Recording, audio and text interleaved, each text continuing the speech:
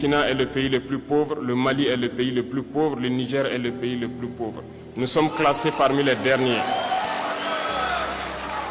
Très bien, si nous sommes aussi pauvres qu'ils le disent, mais quand est venu le moment de prendre nos responsabilités, nous avons demandé à ces maîtres de quitter les lieux. Pourquoi ne veulent-ils pas partir?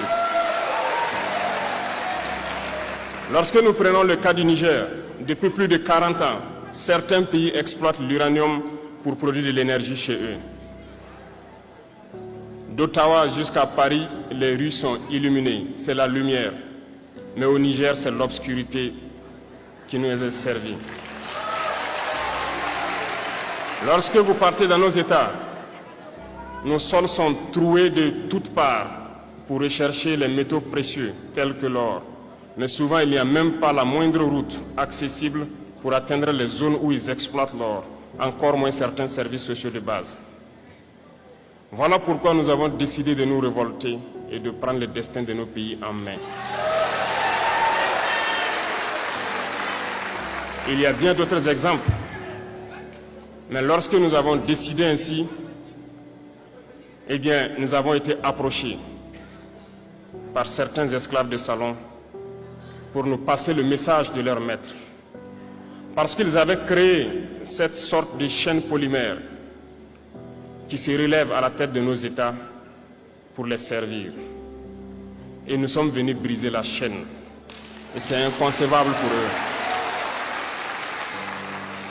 Ils nous ont donc approchés et ils nous ont demandé de rentrer dans les rangs pour faire partir de l'élite qui doit diriger l'Afrique, parce qu'ils ont une élite formée et formatée qui doivent suivre, qui sont incrustés dans cette chaîne-là.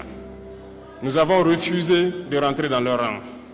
Et dès lors, les hostilités ont commencé. Ils ont fait fourvoyer dans nos zones plusieurs mercenaires, des formateurs. Les agents sont descendus dans le Sahel pour espérer mener des attaques barbares, lâches contre nos populations, espérer les révolter. En plus de ces attaques sur le terrain, les attaques communicationnelles, la manipulation, la désinformation battent son plein dans leur rang. Mais les peuples du Sahel ont compris et plus jamais on ne pourra les manipuler. Ils savent d'où ils viennent, ils savent ce qu'ils font et ils savent où ils partent.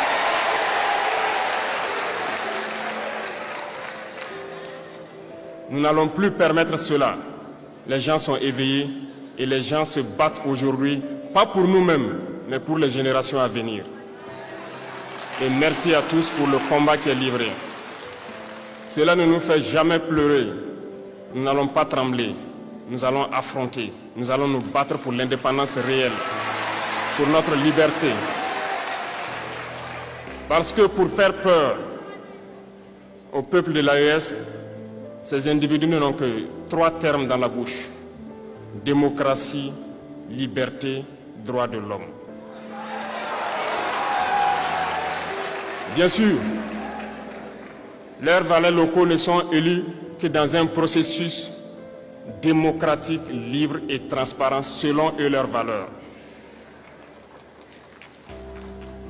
Quoi de plus normal qu'on veuille nous imposer cela, parce que c'est eux qui édictent les règles. Très bien, nous avons décidé de nous assumer. Voilà pourquoi un 26 juillet 2023, lorsque le Niger a décidé de tourner la page, les esclaves de salon et leurs maîtres sont montés sur les grands chevaux. Ils ont mis leurs valets locaux en avant et ont décidé de mener une guerre contre le peuple nigérien. Nous avons donc dit, quiconque osera s'en prendre au Niger nous aura en face, parce que nous mènerons une guerre sans merci jusqu'à la dernière goutte de sang pour quiconque osera s'attaquer à nos États. Cette parole, cette décision que nous avons eue hier est d'actualité aujourd'hui et sera d'actualité demain et pour toujours. Ainsi, je remercie une fois de plus le peuple nigérien.